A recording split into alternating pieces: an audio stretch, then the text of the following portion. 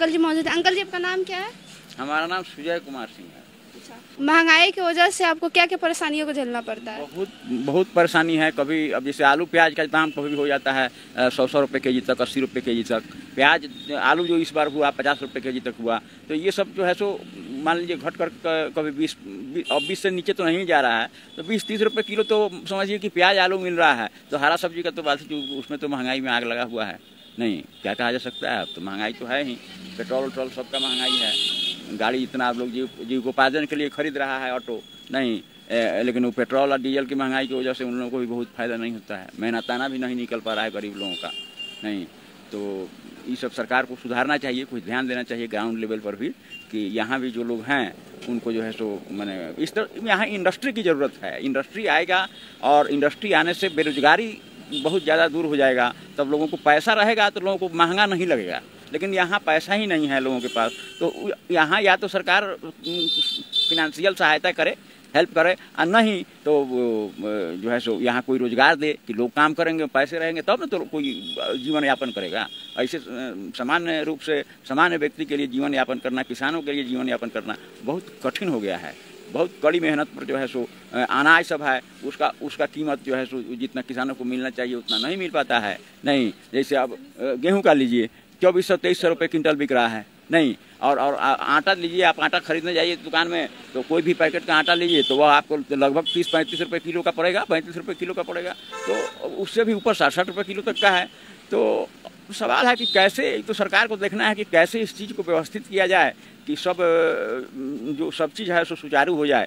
तो यही है, मान लीजिए हम लोग जाते हैं कहीं, महंगाई तो मान लीजिए कि सरकार के हम दोष दे रहे हैं, चाहे दोष नहीं दे रहे हैं, हम कहते ठीक है महंगाई बढ़ रहा है, डेवलपमेंट हो रहा है, सरकार टैक्स ले रही है, लेकिन जितना ले रही है उस हिसाब से ना डेवलपमेंट हो रहा है ना। आज भी आपको अगर थाना में FIR करना है, आपके साथ कोई क्रिमिनल इंसिडेंट होता है तो आपको या तो किसी नेता से पैरवी कराइए और नहीं तो उनको कुछ दीजिए, तभी जाकर के वो लिखेंगे और नंबर देंगे, और नहीं तो लिखबे नहीं करेंगे।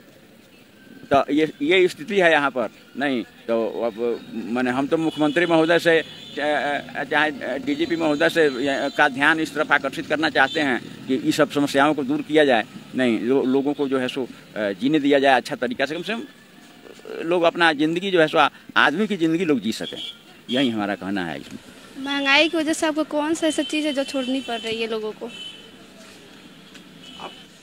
महंगाई की वजह से देखिए, कभी आलू प्याज महंगा हो जाएगा तो आदमी आलू प्याज भी छोड़ देता है, हरे सब्जी खाता है, सस्ता हो जाएगा। तो अब कभी जो है सो आलू प्याज सस्ता होगा तो हरा सब्जी इतना ना महंगा हो जाएगा कि मजबूरी में आलू प्याज खाना पड़ता है।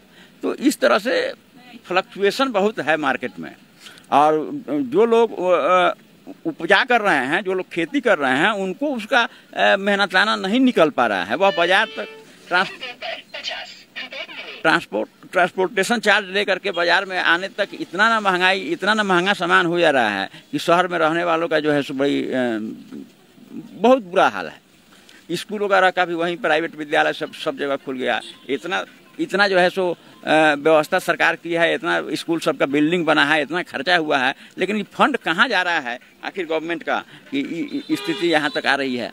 नहीं बीच में अब हमको जैसे नल जल योजना है, तो नल जल योजना में जो अरबों रुपया खर्च हुआ, तो अब हम बिहार के संदर्भ में कहेंगे कि यहाँ तो कम से कम विशेष करके वह पूरा का पूरा 100% घोटाला हो गया, उससे कोई फायदा नहीं हुआ किसी गांव में। अब एक बार पाइप दौड़ा दिए साधारण साफ सस्ते क्वालिटी का नल जल, ऐसे कोई भी आपको जो है सो नल 50 रुपये से कम में नहीं मिलेगा, प्लास्टिक का भी। लेकिन अब नल जल योजना वाला जो नल लगता है वह 5 रुपये का बाजार में भी उपलब्ध है। अब वो जितना का बिल बनता हो और जितना में लेता हो, तो ये सब पर लगाम लगनी चाहिए, कुछ न कुछ कंट्रोल होना चाहिए।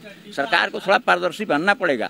यहाँ जो है सो ये जात पात, हिंदू मुस्लिम धर्म फलान, इस सब से हम लोग को ऊपर उठना पड़ेगा, कुछ शिक्षित होना पड़ेगा, तब जाकर के हम लोग का मानव समाज का कल्याण होगा। और आप लोग इस मुद्दे को उठाइए, सरकार तक पहुँचाइए और कुछ मतलब ऐसा करिए कुछ लोग वहाँ उनके कानों तक ये बात जाए कि हाँ यहाँ सही में वास्तव में ये सारी समस्याएं हैं।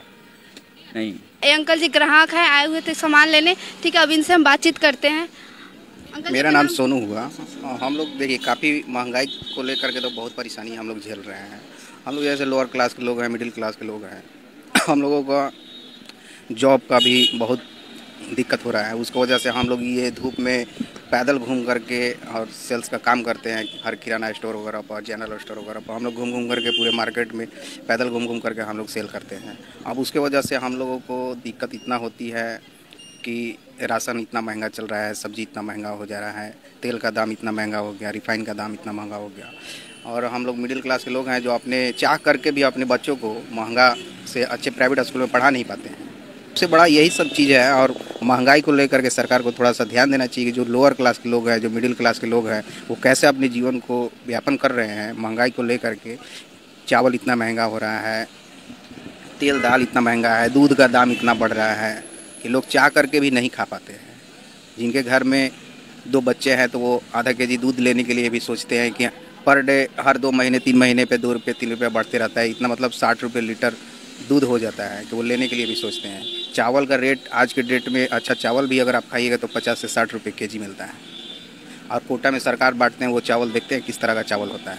जो अच्छा चावल आता है तो वो कोटा वाले अपने घर लेके जाते हैं, जो ख़राब चावल होते हैं वो बांटने के लिए रख देते हैं।